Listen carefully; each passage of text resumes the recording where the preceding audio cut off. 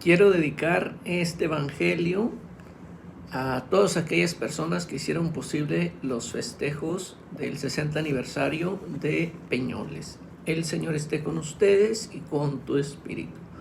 Del Santo Evangelio según San Juan. En aquel tiempo, los judíos se pusieron a discutir entre sí: ¿cómo puede éste darnos a comer su carne?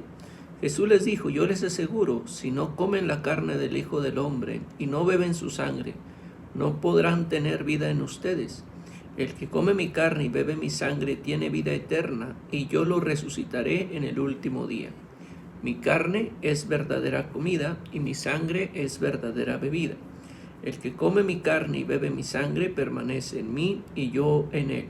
Como el Padre que me ha enviado posee la vida y yo vivo por él, así también el que me come vivirá por mí. Este es el pan que ha bajado del cielo. No es como el maná que comieron sus padres, pues murieron. El que come de este pan vivirá para siempre. Esto lo dijo Jesús, enseñando en la sinagoga de Cafarnaúm. Palabra del Señor. Gloria a ti, Señor Jesús. Pues, queridos hermanos, ¿qué pudiéramos decir? El pan es la carne de Jesús. La posibilidad de que estos versículos hayan sido añadidos al Evangelio durante su última redacción no implica necesariamente en contra de la tesis de Bullmann que represente una corrección al texto o al fin de hacerlo aceptable a la teología sacramental de la ortodoxia naciente. La expresión «yo lo resucitaré en el último día», propia de una reelaboración tardía del texto, aparecerá de nuevo en el versículo 54. Los versículos 57 y 58 se refieren a tener vida eterna en el tiempo futuro.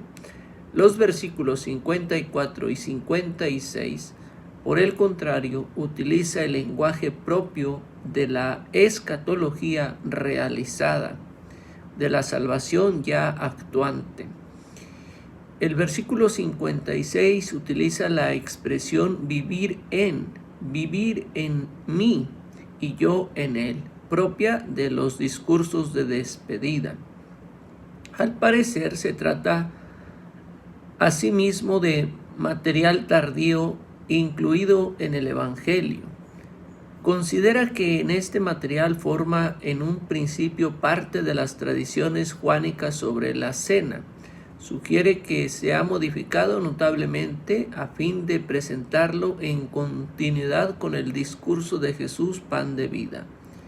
El texto utiliza el verbo comer de tal manera que el significado simbólico de comer y beber, establecido en la primera parte del discurso, se traslada ahora al pan de la celebración eucarística. Este desplazamiento de significante no implica que la profundidad instituciones espirituales implícitas en el discurso sobre Jesús, revelación de Dios y pan de vida, queden ahora reducidas a una especie de sacramentalismo mágico que sustituye la fe por el ritual. Los judíos se rebelan porque interpretan las palabras de Jesús en sentido literal. Estos versículos expanden la expresión original sobre el pan como carne de Jesús, como la expresión carne y sangre. Los versículos siguen un mismo patrón que se inicia con una referencia a comer la carne y beber la sangre. La afirmación de que son comida y bebida verdadera remite al patrón que se completa en una referencia a la salvación distinta a cada versículo. Una, a tener vida en nosotros, a tener vida eterna. Yo lo resucitaré el último día. Vivir en mí y yo en él. La severa advertencia y la fórmula de inmanencia, vivir en mí, sugieren que estos versículos fueron añadidos como referencia a una futura crisis de la comunidad. Insiste en la necesidad de que los discípulos permanezcan unidos a Jesús, la vid, también símbolo eucarístico. Esta advertencia quizás fuera dirigida a los cristianos que a causa de la persecución externa o de la disensión interna expresada en las epístolas juánicas, terminaron separándose de la comunidad juánica. Las expresiones paralelas sobre la carne y la sangre parecen representar la fórmula eucarística propia de la comunidad juánica, a diferencia de las fórmulas que aparecen en los sinópticos y en Pablo. La palabra usada para referirse al cuerpo de Cristo es sarx, carne, y no soma, cuerpo. La palabra carne aparece también en las fórmulas de Ignacio de Antioquía. La fórmula juánica probablemente incluía una cláusula consecutiva del tipo para el bien de, que quizás fuera la expresión de para dar la vida al mundo. La inusual expresión Padre de vida viene quizás refleje la intención de formar un paralelismo con pan de vida. El lector sabe que el Padre ha enviado al Hijo para dar vida y que la vida que el Hijo tiene es la misma vida del Padre que éste ha entregado al Hijo. Y se extiende la relación que une al Padre y al Hijo al creyente que participa de la Eucaristía.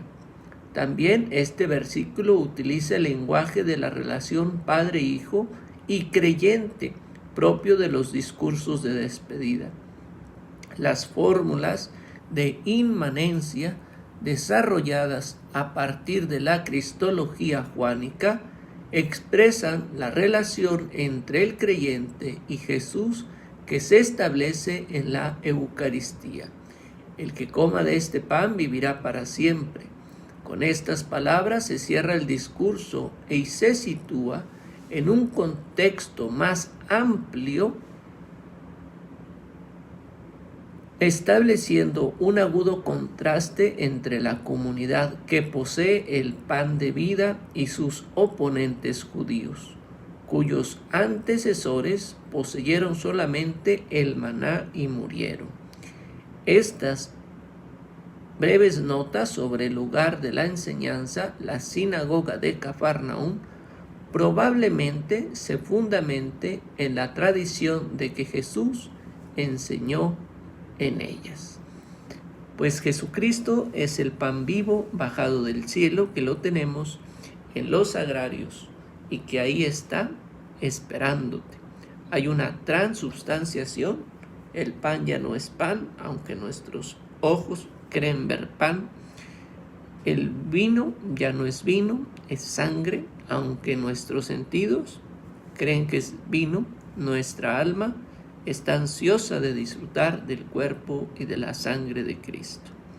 Ojalá que seamos almas eucarísticas, que querramos alimentarnos con la cabeza que es Cristo, pero que hagamos el bien a el cuerpo de la iglesia, que son nuestros hermanos más necesitados. Por una parte se comulga sacramentalmente y por otra parte se comulga con el cuerpo de Cristo en los hermanos, haciéndoles el bien. Te mando mi bendición, pidiendo que la Santísima Virgen María te cubra con su manto, y la bendición de Dios Todopoderoso, Padre, Hijo y Espíritu Santo, desciendan sobre ti y tu familia. Amén, amén, amén.